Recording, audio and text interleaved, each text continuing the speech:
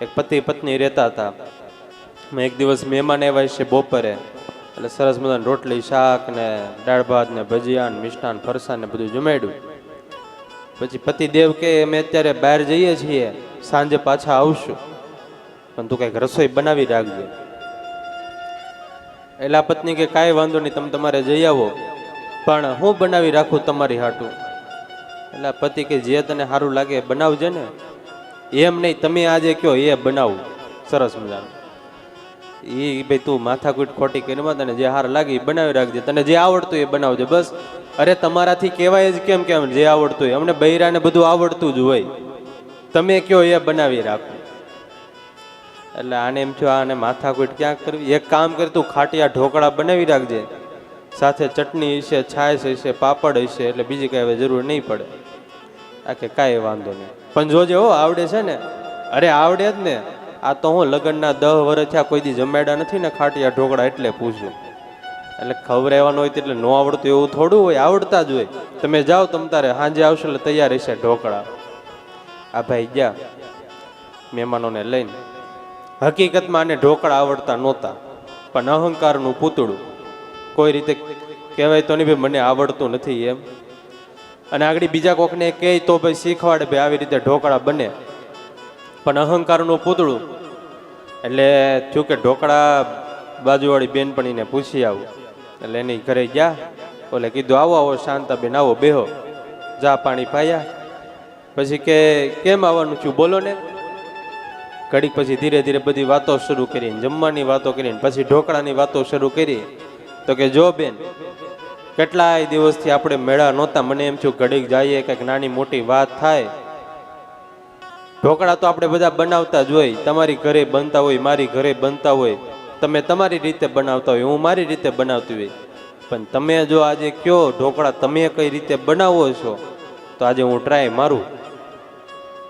એટલે આ બેન કે એમાં તો બેન શું હોય, બસ ખાલી બધા સપ્રમાણમાં મસાલા નાખવાનો. હા એ તો એમ જ હોય ને, મસાલા માપસરના નાખી તો જ ઢોકળા સારા થાય ને, એ તો આપણને આવડતું જ હોય.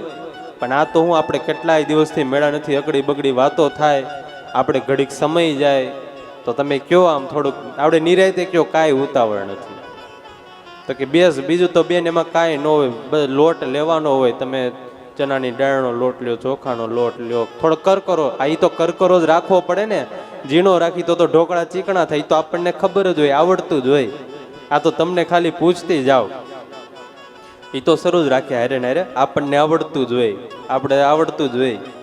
ઠેઠ સુધી કીધું નહીં આવડતું નથી એમ. એ કે બેન એ તો વાત સાચી, પણ આમ થોડુંક તમે અલગ અલગ રીતે કયો વ્યવસ્થિત તો ખબર પડે. મસાલાની તો ખબર જ હોય, પણ આમ તમારી રીત કઈ રીતની છે એ કયો. તો કે બસ બીજું તો કાંઈ નહીં, લોટ લઈ લેવાનો, એમાં છાશ ને પાણી ને એવું બધું નાખવાનું. પાણી બહુ ગરમ નહીં, આમ માપસરનું. આ તો માપસરનું જ નાખવું પડે ને, બહુ ગરમ હાલે નહીં એમાં. એ તો આપણને આવડતું જ હોય ને, એટલું તો ખબર જ હોય ને.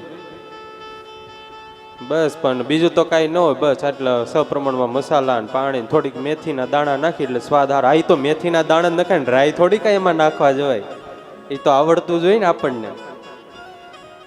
તમે આમ થોડુંક તમતાર આપણે નિરાયતે કયો, સરખું વ્યવસ્થિત કયો, આપણે કેટલાય દિવસો પછી મેળા વાતો થાય. તો કે બસ બીજું તો શું હોય, બધા મસાલા નાનતીને એવું હોય, સૂકું મરચું લાલ મરચું. આ વારે વારે એમ કીધા કરે, આપણને તો આવડતું જોઈએ ને, આપણને તો આવડતું જોઈએ ને. ઓલા બેન સમજી ગયા આને હકીકતમાં ઢોકળા આવડતા નથી, આજે ચડાવવું ગોથે.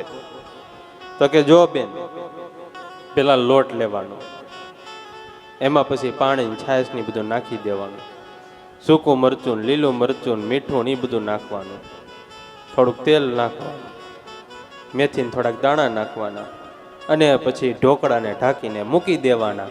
એટલે તમારે ઢોકળા તૈયાર. ગેસ ઉપર ચડાવવાનું કીધું નહીં, વરાળથી બાફવા પડે એવું કીધું નહીં.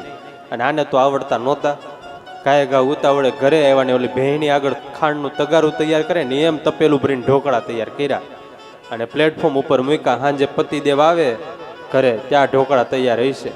હવે ગેસ ઉપર ચડાવવાનું કીધું નહોતું ને આને કંઈ ચડાવવાની ને આવડતું નહોતું.